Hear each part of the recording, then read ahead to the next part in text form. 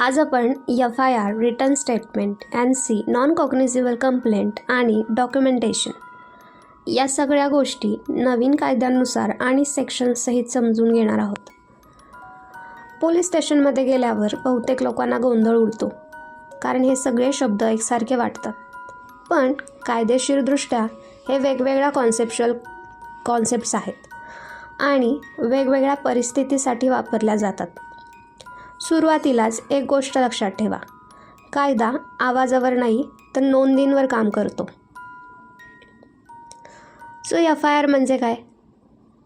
FIR, first information report, तेव्हा नोंदवली जाते जेव्हा एखादा कॉग्निझेबल ऑफेन्स घडलेला असतो. म्हणजे असा ऑफेन्स ज्यामध्ये पोलिसांना कोर्ट परमिशनशिवाय तपास सुरू करण्याचा अधिकार असतो. 1 जुलै 2024 पासून क्रिमिनल प्रोसिजर कोड हा भारतीय नागरिक सुरक्षा संहिता 2023 अंतर्गत सुरू आहे. नवीन कायद्यानुसार BNSS सेक्शन 173 अंतर्गत FIR नोंदवली जाते. FIR नोंदवली म्हणजे समोरचा दोषी ठरला असा अर्थ होत नाही.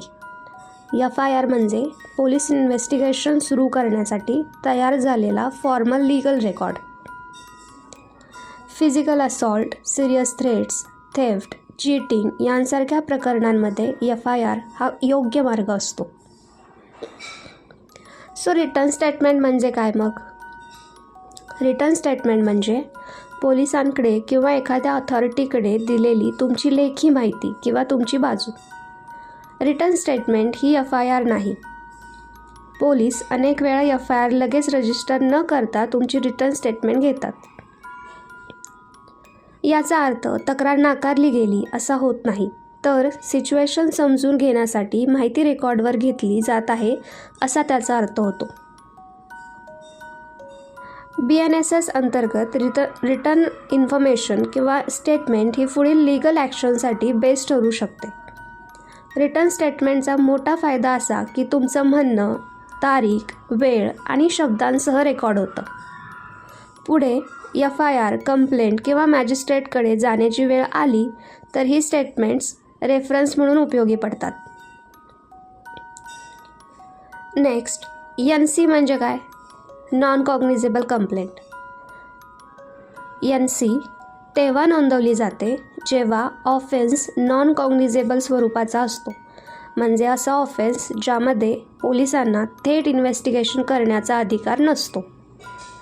PNSS अंतर्गत नॉन कॉग्निझेबल ऑफेन्सेससाठी पोलीस फक्त इन्फॉर्मेशन रजिस्टर करतात, इमिडिएट इन्व्हेस्टिगेशन करत नाहीत.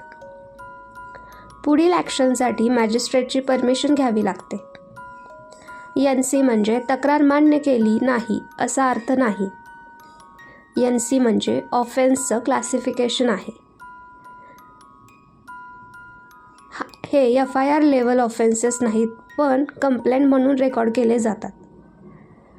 Verbal abuse, minor threats, nuisance, neighbour disputes यांसारख्या प्रकरणांमध्ये NC दाखल केली जाते. कायद्यानुसार FIR ही BNSS सेक्शन 173 अंतर्गत सिरियस कॉग्निझेबल ऑफेन्ससाठी असते आणि इन्व्हेस्टिगेशन सुरू करण्यासाठी वापरली जाते. तर FIR, रिटर्न स्टेटमेंट आणि NC यातला कायदेशीर फरक काय? तर कायद्यानुसार FIR ही BNSS सेक्शन 173 अंतर्गत सिरियस कॉग्निझेबल ऑफेन्सेससाठी वापरली जाते आणि इन्व्हेस्टिगेशन सुरू करण्यासाठी वापरली जाते. तर NC ही नॉन कॉग्निझेबल ऑफेन्ससाठी इन्फॉर्मेशन रेकॉर्ड करण्यासाठी असते, जिथे पोलिसांना इमिडिएट ॲक्शनचा अधिकार नसतो. रिटर्न स्टेटमेंट ही तुमची बाजू लेखी स्वरूपात सुरक्षित ठेवण्यासाठी असते आणि पुढील लीगल प्रोसेससाठी ती आधार बनते. तिन्ही गोष्टी वेगळ्या असल्या तरी त्यांचा कॉमन पॉईंट एकच आहे, तो म्हणजे रेकॉर्ड तयार होणं. नेक्स्ट, डॉक्युमेंटेशन म्हणजे काय आणि कायदा त्यावर का अवलंबून असतो? डॉक्युमेंटेशन म्हणजे तुमच्या प्रकरणाशी संबंधित सगळ्या नोंदी, FIR, NC entry return statements, complaints, acknowledgements, agreements, receipts, emails, messages etcetera. Documentation म्हणजे तुमचं सायलंट लीगल प्रोटेक्शन सिस्टीम. आजचा कायदा डिजिटल रेकॉर्ड्सला मान्यता देतो. ईमेल्स, व्हॉट्सअप मेसेजेस, कन्फर्मेशन्स हे सगळं पुढे एव्हिडन्स ठरू शकतं जर ते जेन्युइन आणि रिलेव्हंट असेल तर. म्हणूनच फोन कॉलनंतर ॲज डिस्कस टुडे असा ईमेल किंवा मेसेज पाठवणं कायदेशीरदृष्ट्या उपयोगी पडतं. लीगल नोटीस म्हणजे काय मग? लीगल नोटीस ही सिव्हिल लॉमधली संकल्पना आहे. लीगल नोटीस म्हणजे औपचारिक कायदेशीर सूचना ज्याद्वारे समोरच्या व्यक्तीला किंवा संस्थेला तुमची तक्रार आणि मागणी कळवली जाते. गव्हर्नमेंट विरुद्ध सिव्हिल सूट दाखल करायचं असेल तर code of civil procedure 1908 section 80 अंतर्गत लीगल नोटीस देणं मॅन्डेटरी आहे. लीगल नोटीस म्हणजे धमकी नाही तर फॉर्मल लीगल कम्युनिकेशन आहे. So he said, she sed अशा सिच्युएशन्स निर्माण होतात तेव्हा काय करायचं किंवा का निर्माण होतात? जेव्हा काहीच लिहिलेलं नसतं आणि फक्त तोंडी बोललेलं असतं, जस्ट लाईक की he said something, she sed, आणि अशी सिच्युएशन निर्माण होते. अशा वेळी कायदा ठाम निर्णय घेऊ शकत नाही कारण कायदा रेकॉर्ड्स आणि एव्हिडन्सवर काम करतो. FIR, NC, रिटर्न स्टेटमेंट किंवा डॉक्युमेंटेशन नसल्यास केस वीक होते. सो सामान्य लोकांच्या चुका ह्याच होतात. लोक अनेकदा रिटर्न कंप्लेंट देत नाहीत, अक्नॉलेजमेंट घेत नाहीत, कॉपीज ठेवत नाहीत किंवा इम्पॉर्टंट मेसेजेस डिलीट करतात. या सगळ्या गोष्टी पुढे कायदेशीर अडचण निर्माण करू शकतात कारण रेकॉर्ड नसेल तर प्रोटेक्शन नसतं.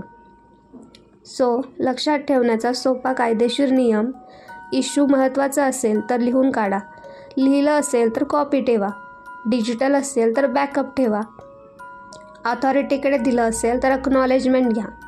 कायद्यात सरळ समीकरण आहे: no record is equal to no legal protection. So कायदा आवाजावर नाही चालत, कायदा नोंदींवर चालतो. जर तुम्हाला आजचा एपिसोड आवडला असेल तर नक्कीच लाईक, शेअर अँड सबस्क्राईब करा. थँक्यू.